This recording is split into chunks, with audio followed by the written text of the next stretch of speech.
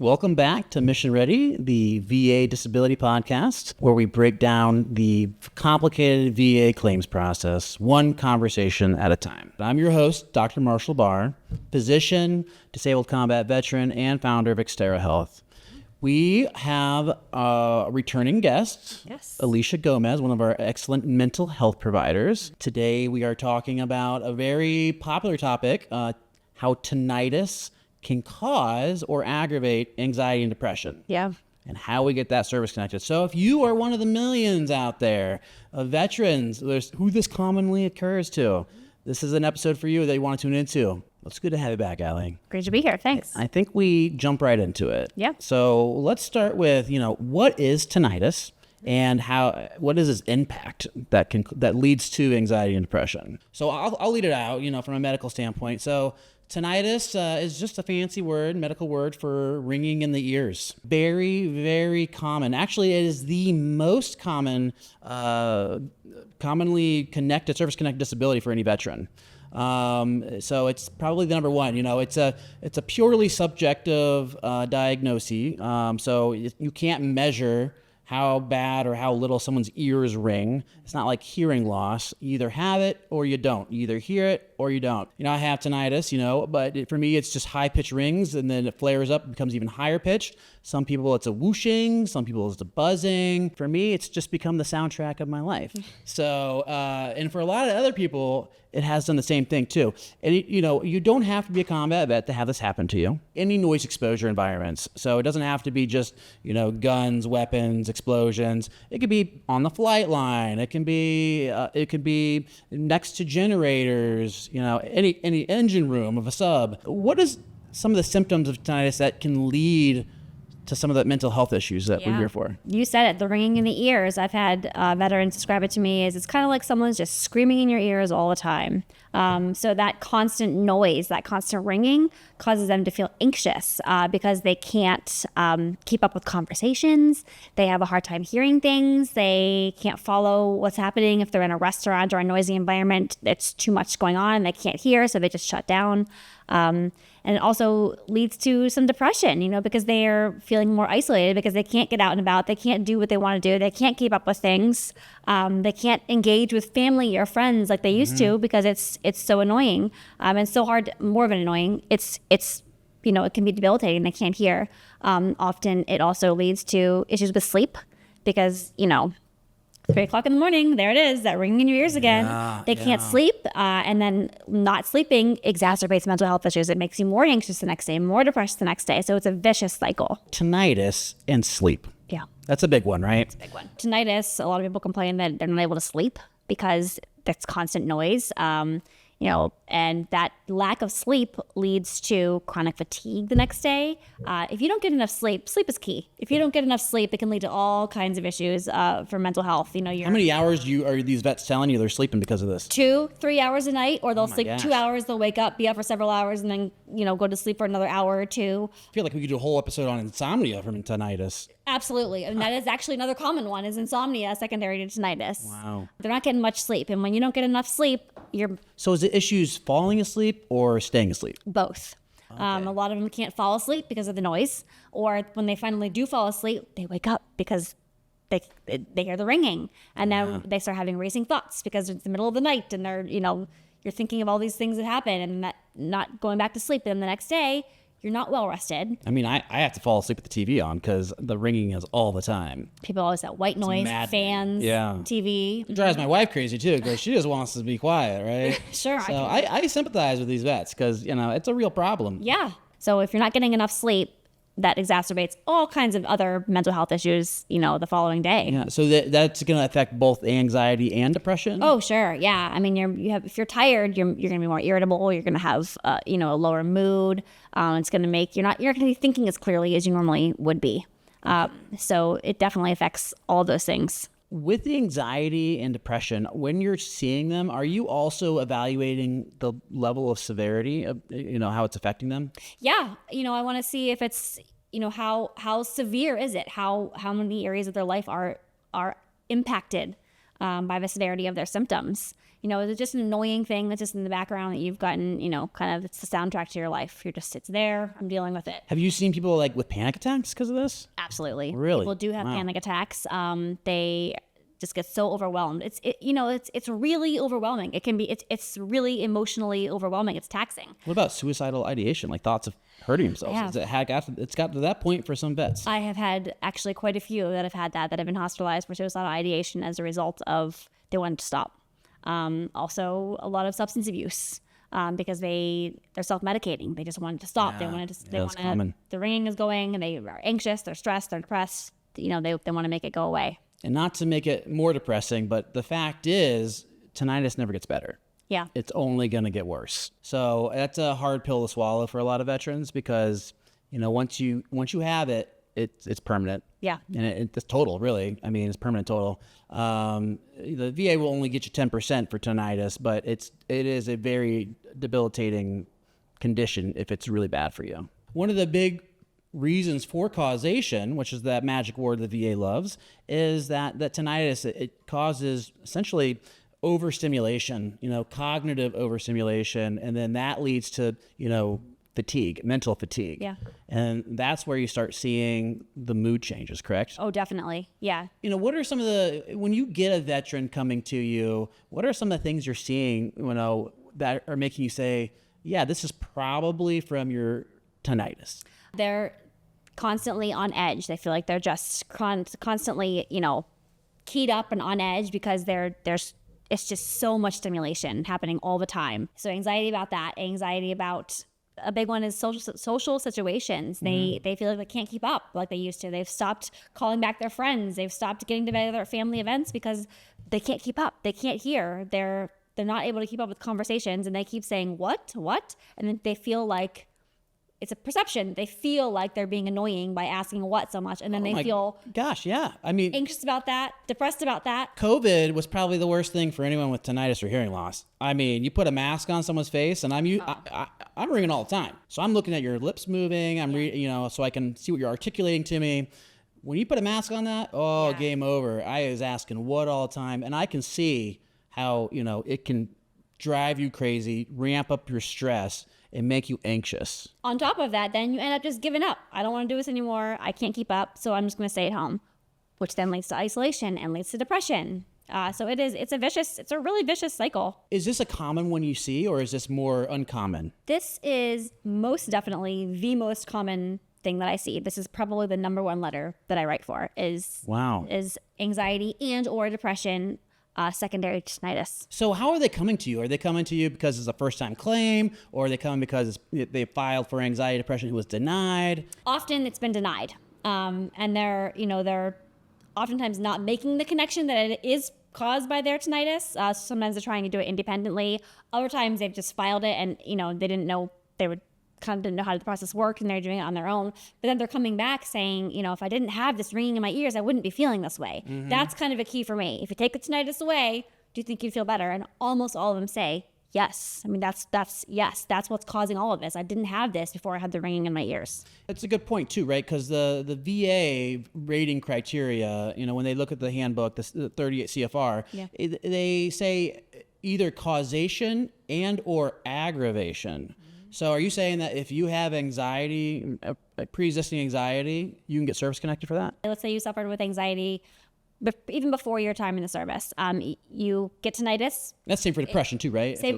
For both anxiety and or depression. You have this, it's pre-existing. You go into the service, you get diagnosed with tinnitus. It can exacerbate it because even if you've been in treatment and you're doing well, just that constant, I think you said it, mental, fatigue, emotional fatigue can lead to these a whole list of symptoms that are consistent with depression and anxiety. And now the viewers are probably wondering, well, how do I go about getting this filed? How do I get it connected? Remember, the process of the VA, you need two things, right? You need the disability, and which is the diagnosis. Mm-hmm. So you got to have tinnitus, you got to have anxiety and or depression, and then you got to have the nexus, right? So in this case, that nexus or the bridge is connecting the mental health conditions to the tinnitus. Right. Either the tinnitus is causing those mental health conditions, or the tinnitus is making those pre-existing conditions worse. Mm-hmm. Tinnitus, typically people that are coming to you, they've already been service connected, right, for tinnitus? If you're coming to me for this specific condition, you have to already be service connected for tinnitus. And Okay. yes, so that's number one. Okay. I remember last episode we had talked about how PTSD has its own unique guideline diagnostic rules where a VA contracted psychologist, psychiatrist has to diagnose it for it to be, eligible. Is that the same for anxiety, depression? It is not. That VA contracted psychologist, psychiatrist is specific to PTSD. Any other mental disorder, anxiety, depression, insomnia, that can be from anyone. That can be from your primary care physician. That can be from it can be from the VA.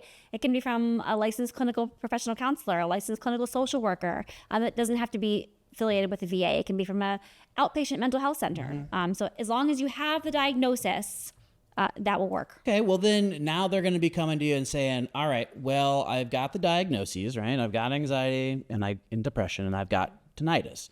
What do I need to do? How do I go about getting the service connected? What do you tell them? What are you recommending? I mean, you're doing your conversation with them. What are you coaching them, mentoring them to do? Give a narrative. Explain how the symptoms in your own words are connected to you. How does the tinnitus affect your symptoms? Buddy letters are also helpful in this situation. Lay statements are helpful in this situation. How other people can say, I've seen them before this happened and here's how they were. I've seen them after and here's how they are now. I've had people get letters from their employer talking about their decline in their work because since they've had the tinnitus. Oh, really? Yeah, I didn't think of that angle. Yeah. Yeah, and they've said that they're still employed, but we've seen a noticeable decline in their functioning, a noticeable decline in their work output due to since they've come back from from their service. And when you say buddy statements and lay statements, is that just like veteran buddies or anyone? It can be anyone. I think I mentioned this on the PTSD episode, but a spouse who has noticed a noticeable decline, children who have noticed it, close friends and family who have said,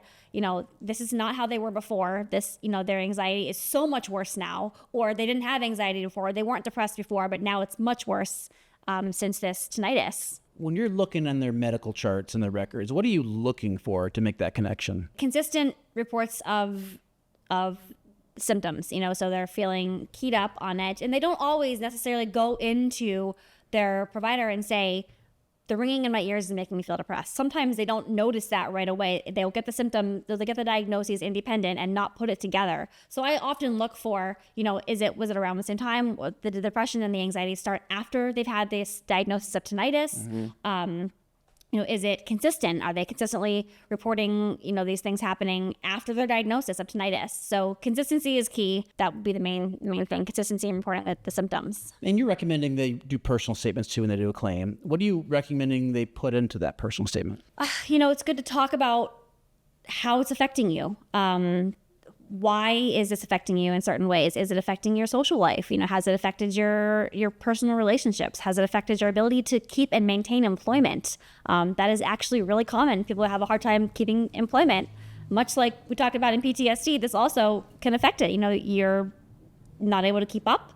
You're not following tasks from your employer because you're not understanding what's being asked of you because you can't hear it properly. The personal statement is spot on. You want to try to get as much evidence as possible, correct? Correct. And, I mentioned this last episode. Again, you're probably going to get sick of me saying this, but you can't underestimate that secure chat feature in your My Healthy Vet account or sending a message to your provider. Clearly write it out that I have tinnitus.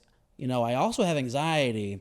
Do you think my tinnitus, which is keeping me up all the time, driving me crazy, always ringing, is causing my anxiety? And so you're asking that question, and it's allowing that bridge, that nexus to be connected, correct? Right. And so then typically, the provider will write back something in the lines of, that's very plausible, or that's probably it. Yeah, that would make sense. And so now you've got, your provider inherently saying, yeah, that's probably why. Yeah. The veteran now, they got the diagnosis, they're ready to make the service connection. But when you're seeing them, typically they've been denied. Is that right? Very often, yes. So is that typically when you recommend coming to get a Nexus letter or a medical opinion? At what point, at what stage in their VA claims journey do you recommend that? Probably initially for this specific case, because this can be a little harder to prove service connection, the secondary claim. So I would recommend getting this early on at the beginning of the claim. Don't go and get denied and then come back. I think it's just easier to do it from the get-go because a Nexus letter can help make a much stronger case if we can bridge the gap. Just a reminder, Nexus letter doesn't have to be from, us. It could be from your primary care doctor, a VA doctor, someone that knows you intimately well, that's a medical provider. The only caveat to that is a lot of times they don't know how to write them. They don't know what language to use, or they feel uncomfortable writing them. But, it's important to know that there are so many different avenues you can get these, right? Right. Yeah. So you recommend right off the gate, this is one of those really tricky ones. I think it can be tricky because I think that often the VA sees, well, you have tinnitus and you have anxiety. Yeah, but they're not connected. So this can be a little bit harder, or I keep saying anxiety, but anxiety and depression or depression. I know it can be a little harder to bridge that gap and say, oh, well, this is causing it and here's why. Give me kind of like a ballpark percentage. When they're veterans that you're seeing now, are they all previous denials, or how many are denials? How many are first time? I would say probably 70% of the people that are coming to me for this specific claim have already been denied. But yeah, so it is a commonly denied one is what you're trying to get to. It is commonly denied. So this is the situation where, maybe you bite the bullet and you ask your provider to get a letter. In this specific case, I think that would be your best, most likely to success route. When you're seeing them and you're talking with them, what are some of the questions that you're asking them that, I want our viewers to kind of understand your clinical reasoning and your thought process behind, is this service connected? Is there a nexus? Yeah. So I always obviously make sure that they have their service connected already for tinnitus. And then we talk about how, what's happening with you. Tell me about how this is bothering you in your everyday life. And then, they'll talk about how it's, they're feeling so depressed because they can't do what they used to do. And also, go into more detail. Why can't you do what you used to do? I can't keep up. I can't hear. I don't want to be around people. Loud noises bother me. So I try to look for, how it's affecting every aspect of their life. How's it affecting you socially? How's it affecting your occupation? How's it affecting your personal life, just in general? How is it affecting your ability to be happy in life? So pretty much occupational and social function. Yeah. How does it impact that, right? Yeah. So just like anything with any mental health condition, correct? Correct. Okay. And, what about the viewers that want to know about language? What language should my provider be using in my letter to connect it? You want the language to say that it is at least as likely as not caused by or aggravated by the tinnitus. So yeah, let's talk about that, right? So these are VA specific languages, right? Right. So when you use the word at least as likely as not, the VA, they look at that and they say, well, that means it's 50-50. It's a coin flip that this could be from the tinnitus. Right. But in the VA has said all ties go to the veteran's favor. Right. So that is, a favorable way of phrasing it. We often get a lot of veterans coming in and saying, hey, can you put more likely than not? Because more likely than not means that it's over 50% chance that it occurs from that. Mm-hmm. Can you explain why sometimes it's not a good idea to put that language on there? Sometimes when you say it's more likely than not, then you're burdened with having to produce more evidence to show why it is. If you say at least as likely as not, like you said, it's a 50-50. You have someone saying, we think that this could be what it's from, based on the records and the evidence we've been provided. So like you said, the VA usually will weigh that in the veteran's favor. If you say more likely than not, it's up to you to prove overwhelming evidence that it is caused or aggravated by yeah, it brings a new level of scrutiny, right? Correct. So that C&P examiner is going to look at your case and say, well, this doc, the last one that denied them said less likely than, and now all of a sudden we're jumping all the way to more likely than. What did they see that this other provider didn't see? And then they're going to weigh that against you. They're going to hold that against you. Yeah. And so unless you have significantly new evidence that is, overwhelmingly in your favor, it's probably best to stick with the language that's still favorable, which is the at least as likely as not. That's the best way to go. It is not any better or worse than using that more likely than. Correct. I think that's an area that a lot of vets get confused at. Yeah, I get that question a lot. We're talking about, successful claims. You're doing a great job. What are some common pitfalls that you see when it comes to claiming these mental health conditions secondary to tinnitus? Sometimes there's no treatment records because sometimes, again, the stigma, I just sucked it up. I just dealt with it. I didn't talk about it. And, I'll ask, are you currently getting treatment? No, I'm not taking any medication. I'm not seeing anybody at the VA. So that makes it a little trickier to win the case. I mean, it doesn't necessarily mean it's impossible, but it makes it a little trickier because you're not. So you're saying they should have a diagnosis. Oh, yes, definitely you need to have a diagnosis. Yeah, right. That's So without question. Yeah, you need to have a diagnosis of some form of depression or some form of anxiety. now I have seen before vets that do not have a diagnosis. They claim it. They go to the CMP exam and they get diagnosed there, and they can get connected. Yeah. But that's not necessarily probably the best or preferred way to do it. You're kind of you're hedging your bets. Yeah, And you're gambling. Because it really depends who you're drawing for your CMP exam and how they view your symptoms, because they're the ones that are diagnosing you. Right. So it always does matter to have a diagnosis going into this, Yes. because you want to stack as much into your corner as possible. Correct. Yeah, you want to make sure you have that diagnosis, whether it's generalized anxiety, unspecified anxiety disorder, or major depressive disorder, persistent depressive disorder. Wow. It needs to be something something from the DSM that's diagnosed before you can. Yeah, so put the legwork in, go get help, get the diagnosis, get offered treatment. It's your choice if you want to be on it, but at least show a record that you're trying, that you've got that continuity of care. That chronicity, showing that how long it's been going for, if it's gotten worse. Yeah. So I can't underestimate or understate that, I should say, because a lot of vets just are like, well, I have the diagnosis, so I'm good, right? Unfortunately, no. Yeah. I mean, there are cases where you can be, right? can. And we can definitely, do our best to make the argument. Sure. But if your goal is to get it passed first time through without having to do a higher level review or an appeal, it's better to have as much evidence in your favor. Definitely. Now, is a personal statement we had talked about already, is that kind of a big deal for this one too, you said? It can be. I think it's more relevant in a post or PTSD claim than it is for this one. I mean, it wouldn't hurt to have it here, but it's not. I wouldn't call that a requirement or a key piece in this. Any pitfalls in like the CMP exam then?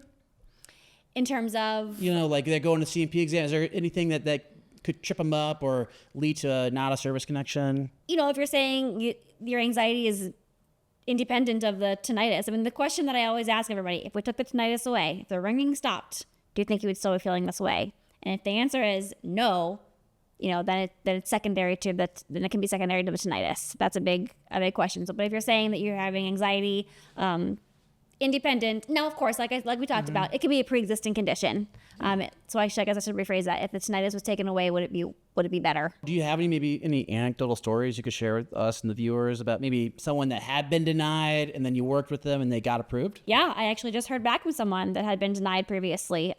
They had been denied for this exact thing. They had even involved some substance abuse in there because they were trying to self-medicate. They had been denied for it, and we were just I just heard back recently, and they were able to get. So what did you do different? What were you doing the second time through that made a difference? Well, I think the first time they didn't have a Nexus letter. So that just getting a Nexus letter, whether it's from us or from someone else, I think that's really helpful. And I think that looking through the records and looking at the relevant research, the relevant literature, there's a ton of literature out there that talks about, the link between tinnitus and mental health issues, mental health problems that result as a result of it. And like you said, it's often the perceived level. So if you perceive it as severe, there's no, like I said, no measure of it. So if you perceive it as annoying and really, really severe, it can really exacerbate mental health issues. So I think that, doing a letter that has a lot of research supporting it and looking at other cases, other VA cases that are similar and that have. Talk about legal cases, right? Yes. Yeah. Other legal cases that have been won under similar circumstances. I mean, I think doing research on those and including those is also really helpful. In that medical research, I want to kind of go back to it because I think it's important, right? Mm-hmm. So you see a lot of people talking about, you have research in there that supports it, but it's not as easy as just going on Google and saying find me articles that support this, right? Because there are different impact factors of journals, different levels of research, peer-reviewed versus retrospective versus case studies. Mm-hmm. And these are nuances that you have to be well versed in research and clinical evidence to know that. And that's one thing that we train our clinicians to do very well. Yeah. And I know you do an amazing job at it. Thanks. And so that is a big piece I think really stands out for our letters and the letters that you're doing. Another one is, like you said, those legal cases, right? Where again, it's all about utilizing what's already been set. Yes. If the VA's already set a standard for what they're looking at that allows tinnitus to be connected to depression or anxiety, then we need to find a case that's very similar to that veteran's case, and explain why. Yes. Yeah, that's key. Before we wrap up, I just want to know, do you have any final thoughts, anything that you want to leave the viewers with? Ask about this. They'll call it, when I speak to people, they're like, do you think this could be, do you think this is, I've been denied for this before, but do you think that, that it's really a problem for me? I ask questions and seek help early and get the Nexus. Ask for help, right? Ask for help. Yeah. Well, hey, Allie, thank you so much for coming back to the episode and coming on the podcast again. We love having you on. It's been great being here. That's the end of our episode of Mission Ready, the VA Disability Podcast. We thank the listeners for listening, and we are excited about next episode. We're actually going to start getting another big hot topic, which is sleep apnea, and how that can be connected secondary to some mental health issues like PTSD, depression, anxiety. And that's all. It's a very, it's on a lot of people's mind right now, especially with rating changes. Yeah. So tune in next week for that episode. Please like and subscribe our page. Follow us on Facebook and LinkedIn and Instagram. And if you need to find out more about us, it's xterrahealth.com. Until next time, stay mission ready.